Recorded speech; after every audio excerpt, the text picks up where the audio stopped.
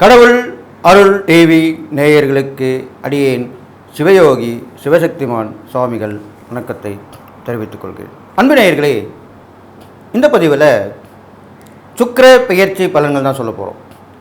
12 ராசிகளுக்குமே உண்டான சுக்கிர பெயர்ச்சி பலன் தான்.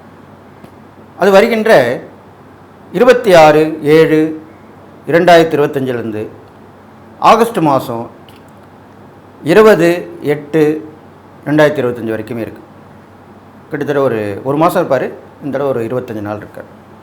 இது வரைக்கும் ரிஷபராசியில் இருந்த சுக்கிரன் தன்னுடைய சொந்த வீட்டிலேருந்து மிதுன ராசிக்கு பயிற்சி ஆகிறார். அதை பற்றி தான் விரிவாக பார்க்க போகிறோம். பொதுவாக சுக்கிரன் தான் நாம் வாழக்கூடிய வாழ்க்கைக்கு எல்லா வசதிகளுமே செஞ்சு கொடுக்கக்கூடியவர். சுகபோக வாழ்க்கைக்கு சுக்கிரன் அப்படி தான் சொல்லப்பட்டிருக்கு. அப்பேற்பட்ட சுக்கிரன் இது நாள் வரைக்கும் ரிஷபராசியில் தன் சொந்த வீட்டில் அமர்ந்து அவரும் சந்தோஷமாக இருந்து மக்களுக்கும் சந்தோஷமான வரத்தையும் அருளையும் வாரி வாரி வழங்கி கொண்டிருந்தார். ஆனால் இப்பொழுது சுக்கிரன் அடுத்த ராசியாகிய மிதுன ராசிக்கு செல்கிறார். மிதுன ராசிக்குரியவர் புதன். சுக்கிரனுக்கும் புதனுக்கும் ஒற்றுமை ஓரளவுக்கு தான் உண்டு. பெருசாக சொல்ல முடியாது, ஓரளவுக்கு பரவாயில்ல. ஏன்னா புதன் விஷ்ணுடைய அம்சம், சுக்கிரன் லக்ஷ்மியோட அம்சம். அதனாலும் இருந்தாலும் ஏன் அப்படி சொன்னேன்னா, அந்த மிதுன ராசியிலே குரு பகவான் அங்கே அமர்ந்திருக்கிறார். அந்த தேவகுருவான குரு பகவானுடன் அசுர குருவான இந்த சுக்கிரன் போய் சேருகிறார். நல்லா கேட்டுங்க, குருவும் சுக்கிரனும் ஒரு ஜாதகத்தில் சேரக்கூடாது, பார்வையும் பார்க்கக்கூடாது. ஏனென்றால் குரு கொடுப்பதை சுக்கிரன் தடுப்பார், சுக்கிரன் கொடுப்பதை குரு தடுப்பார். இது வழி வழியாக வரக்கூடிய ஒரு விஷயம். ஜோதிடத்தில் மிகப்பெரியமான விதியாக சொல்லப்பட்டது. ரொம்ப கஷ்டப்படுவாங்க. 2 கட்டான்னு சொல்லுவாங்களே, அந்த மாதிரி தான். ஒன்று வரும், ஒன்று மூடும். ஒன்று கதவு திறக்கும், ஒரு கதவு மூடும். இப்படி தான் நடக்கும். அதனால தான் இந்த சுக்கிர பயிற்சி கொஞ்சம் கடினமாக தான் இருக்கும். இருந்தாலும் அவர்களுடைய பார்வை பலன் ஒன்று இருக்கு இல்லையா, அதை வச்சும் நல்லது நடக்கக்கூடிய விஷயம். அதனால் 12 ராசிக்கு இப்போ நான் பலன் சொல்ல போகிறேன். பொதுவான பலன் பார்க்கும்பொழுது, இப்போது உள்ள நேரங்காலம் பார்க்கும்போது பொதுவாகவே எல்லா கிரகங்களுமே ராகு கேதுவோடைய பிடியில் மாட்டின்று. வக்ரம் பெற்ற சனி ராகுவோடைய அமர்ந்திருக்கார், கும்பராசியில் அமர்ந்துட்டார். செவ்வாயோட கேது அமர்ந்துட்டார். இது நடுவில் தான் எல்லா கிரகமும் இருக்குது. எந்தெந்த கிரகங்கள் சேரக்கூடாதோ அந்தந்த கிரகங்கள் தான் சேர்ந்துருக்கு. ராகுவும் சனியும் சேரக்கூடாது, செவ்வாயும் கேதுவும் சேரக்கூடாது, குருவும் சுக்கிரனும் சேரக்கூடாது. பாருங்கள், எவ்வளோ பிரச்சனைக்கு மேலே பிரச்சனை தான் வரப்போகுது. இருந்தாலும் எல்லாருக்குமே பரிகாரம் உண்டு, இறை வழிபாடு உண்டு, தான தர்மங்கள் உண்டு. அதெல்லாம் செஞ்சுட்டு வந்தீங்கனாலே நீங்கள் வெளியே வந்துடலாம். இப்போ இதனால் என்னென்ன நடக்கும்னு கேட்டிங்கனாக்கா, முதல்ல சுக்கிரன் குருவோடு சேரும்போது என்ன நடக்கும்னா, குருவால் கொடுக்கக்கூடிய பலன்கள் எல்லாமே மட்டுப்படும், தட்டுப்படும், கிடைக்காமல் போகும், தாமதமாகும். ஒரு படிப்பு படிக்கணும்னா தாமதமாகும். ஒரு கல்வி நிலையத்தில் சேரணும்னா சீட்டு கிடைக்காம கஷ்டமாக இருக்கும். அதே மாதிரி பணத்தட்டுப்பாடு ஏற்படும். பணம் கொடுத்துக்கிட்டே இருந்தவங்க திடீர்னு நிறுத்திடுவாங்க கொடுக்காம. ஃபைனான்ஸில் கேட்டால் கிடைக்காது, கடன் கேட்டால் கிடைக்காது. இதுதான் மாதிரி நடக்கும். அதே மாதிரி வண்டி வாங்கணும்னு நினைப்பீங்க, தள்ளி தள்ளி போயின்னே இருக்கும். பெண்களுக்கு ஏற்ற அணிகலன்கள் அதெல்லாம் வாங்க பார்ப்பீங்க, துணிமணிகள் வாங்க பார்ப்பீங்க, அதெல்லாமே தள்ளி போகும்.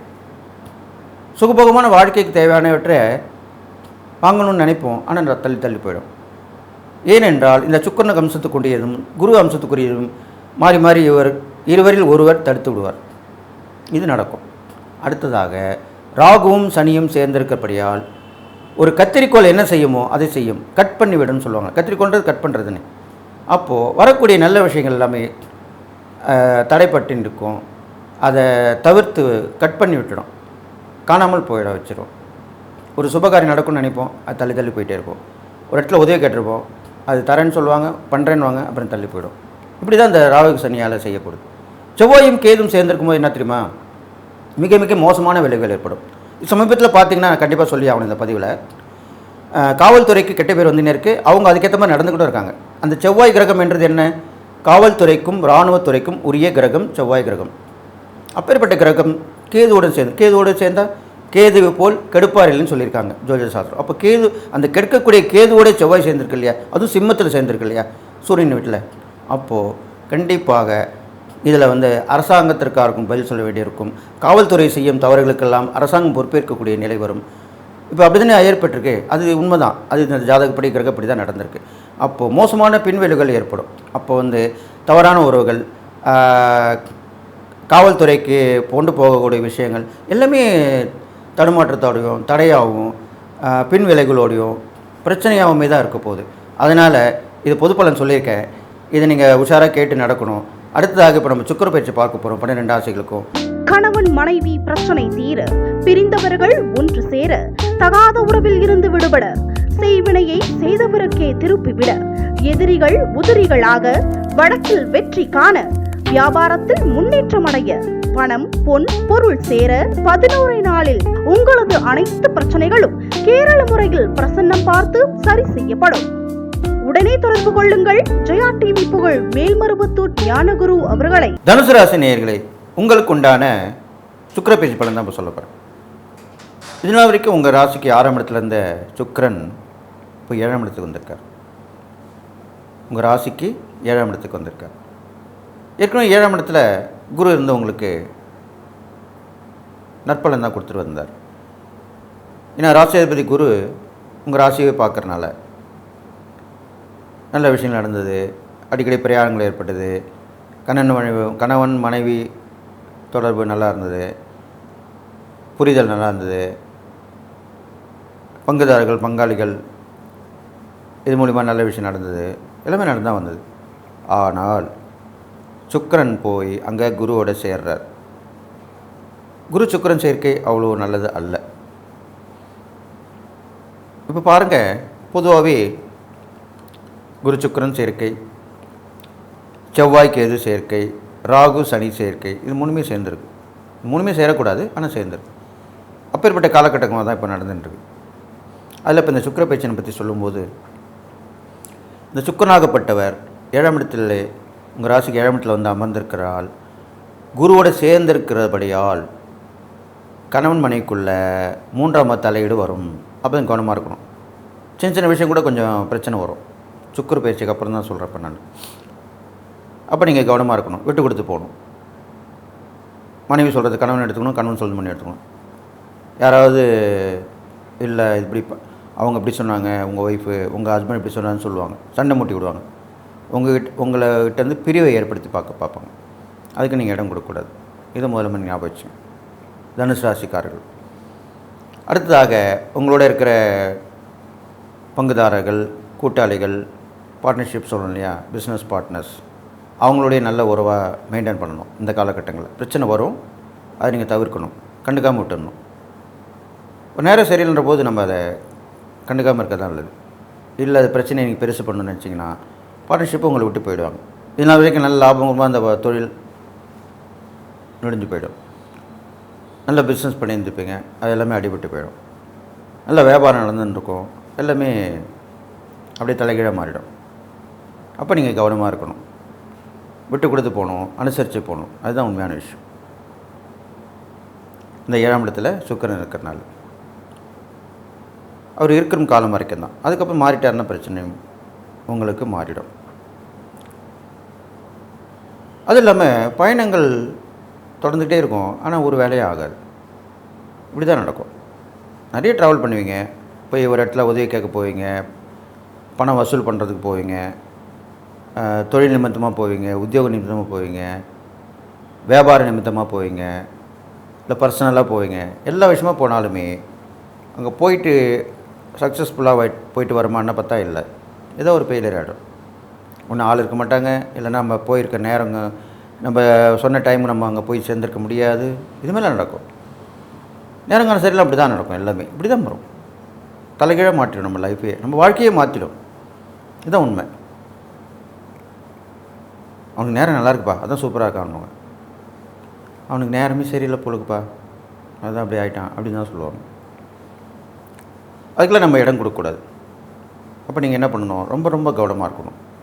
தியான மார்க்கெட்டில் போகணும், இறை வழிபாடு தொடர்ந்துக்கிட்டே இருக்கணும், உங்கள் பிடிச்ச சாமியை கும்பிட்டுட்டு வரணும், குலதெய்வ வழிபாடு, இஷ்ட வழிபாடு. அது இல்லாமல் நீங்கள் குருவாக மதிக்கக்கூடிய ஒரு குருவை கிட்டே பிடிச்சிக்கணும். குருவருள் இல்லையில் திருவருள் இல்லை. அதனால் குருவை கண்டிப்பாக நீங்கள் பிடிச்சிட்டு வந்துட்டீங்கன்னா வேழக்கிழமை அவங்ககிட்ட விரதம் இருக்கலாம், மௌனம் விரதம் இருக்கலாம், வழிபாடு பண்ணலாம். கண்டிப்பாக எப்பேற்பட்ட இக்கட்டான பிரச்சனை இருந்தாலும் அந்த குரு உங்களை காப்பாற்றுவார். குரு கடாட்சம் கண்டிப்பாக இருக்கணும். அது கண்டிப்பாக இருக்கும். உங்களுக்கு உங்கள் ராசிக்கு ரொம்ப முக்கியமான விஷயம். அது பண்ணிட்டு வந்தீங்கன்னா சரியாயிடும். அடுத்தது உங்கள் ராசிக்கு 7ஆம் இடத்துல சுக்கிரன் இருந்தாலும் உங்கள் ராசியை அவர் பார்க்கிறார். குரு பார்க்குற இருக்கணும், இருந்தாலும் சுக்கிரன் பார்வைப்படுகிறது. இப்போ நம்ம சுக்கிர பயிற்சி பலன் தான் சொல்லிட்டு வரோம். அப்போ அந்த சுக்கிரன் பார்க்கும் பொழுது என்ன பலன்னா, உங்கள் ராசியை பார்ப்பதால் உங்களுக்கு உடல் நலம் மோசமாக இருந்தால் கூட கொஞ்சம் கொஞ்சமாக முன்னேற்றமாக இருக்கும், சரியாயிடும். படுத்து படிக்காத இருப்பீங்க சில பேர், அவங்க எழுந்து உட்காந்துருவீங்க, நடமாட்டம் ஆடுவீங்க. கைகள் அடிபட்டிருக்கும், நடக்க முடியாது இருக்கும், கையில் அடிபட்டிருக்கும், வேலை செய்ய முடியாமல் இருக்கும். சில பேர் படுத்த படிக்கையாக இருப்பீங்க. அது எல்லாமே முன்னேற்றம் ஆகிடும் இந்த காலகட்டத்தில். அப்போ நல்ல விஷயம் தானே, அது மாதிரி நடக்கும். அடுத்ததாக நல்ல சிந்தனைகள் உருவாகும். வெற்றி ஒன்றை குறிக்கோளாக சொல்லக்கூடிய விஷயங்களில் ஈடுபட்டு வெற்றி பெறுவீங்க. இது மாதிரி நடக்கும் சுக்கிரனுடைய பார்வையால். அது இல்லாமல் உங்களுக்கு முக வசீகரம் ஏற்படும். உங்கள் ராசியை ஒரு சுக்கிரன் பார்க்குறாரு இல்லையா, சுக்கிரனுக்கே உரித்தான விஷயம் அது. முக வசீகரம் கொடுக்கக்கூடியவர் சுக்கிரன். அவன் பாருங்க, அவன் முகம் பாரு அவ்வளோ பிரகாசமாக இருக்குது, சூப்பராக இருக்கணும், ஆனந்தன் பெண்ணந்தன். அது உங்களுக்கு இப்போ வரும். முகப்பொலிவு ஏற்படும். அது மூலிமா நல்ல விஷயங்கள். எப்பவுமே முகம் நல்லா இருந்தாலுமே லட்சுமி கடாட்சம்னு சொல்லுவாங்க. அப்போ கண்டிப்பாக நல்லது தான் நடக்கும். உங்களுக்கு வரக்கூடிய விஷயங்கள் இல்லை, நீங்களே துணிஞ்சு இறங்கி போய் அதில் சக்ஸஸ் பெறுறது, வெற்றி பெறுறது எல்லாமே நடக்கும். உங்களோட சுயமுயற்சியால் ஜெயிச்சு காட்டுறது எல்லாமே நடக்கும். உங்களுடன் கூட இருந்தவங்களாமே இப்போது கொஞ்சம் வேலைக்கு போயிருப்பாங்க. இருந்தாலும் தன்னம்பிக்கையாலும் துணிச்சலாலும் தைரியத்தாலும் நீங்கள் உங்களுடைய முயற்சியாலும் வெற்றி பெறுவீர்கள். அதுதான் இப்போ உள்ள காலகட்டம் நடக்க போகுது. அப்போது வகைக்கூடி பார்க்கும் பொழுது தனுசு ராசிக்கு கண்டிப்பாக சுக்கிர பேச்சு நல்ல தான் செய்ய போகுது. நீங்கள் செய்யக்கூடிய இறைப்பறிக்கான்னு பார்க்கும் பொழுது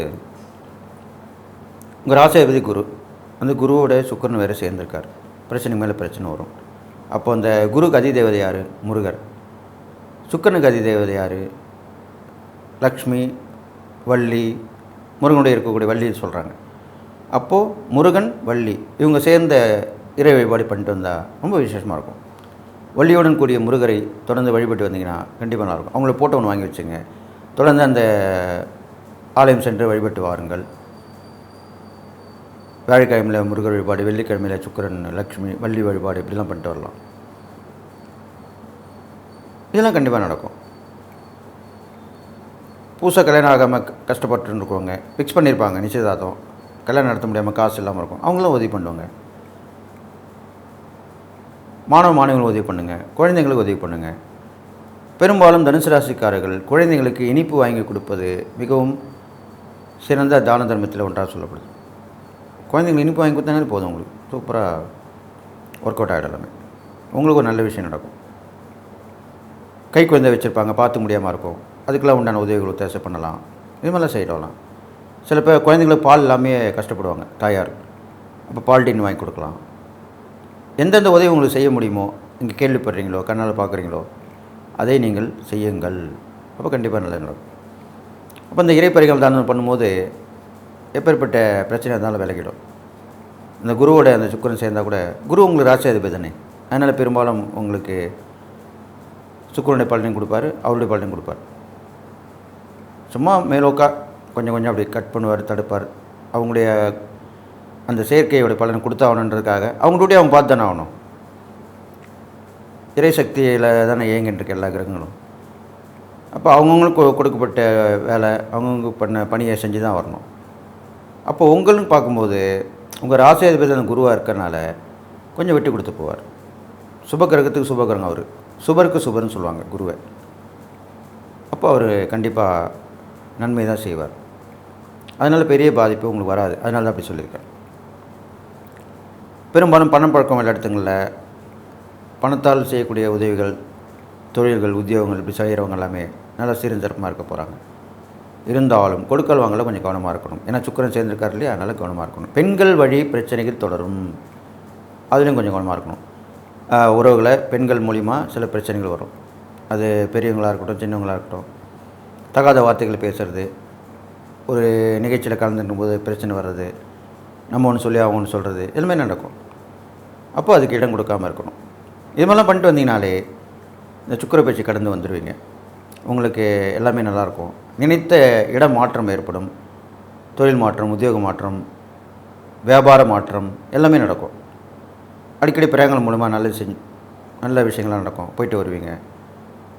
போயிட்டு வந்த பிறகு நல்ல விஷயம் நடக்கும். இதெல்லாம் நடக்கும். ஆகக்கூடி இந்த சுக்கிர பயிற்சி தனுசு ராசிக்கு கண்டிப்பாக நல்லது தான் செய்யும்னு சொல்லி எல்லா நலம் மூலம் பெற்று வாழ்வீங்கன்னு சொல்லி வாழ்த்தி விடைபெறுகிறேன். நன்றி, வணக்கம்.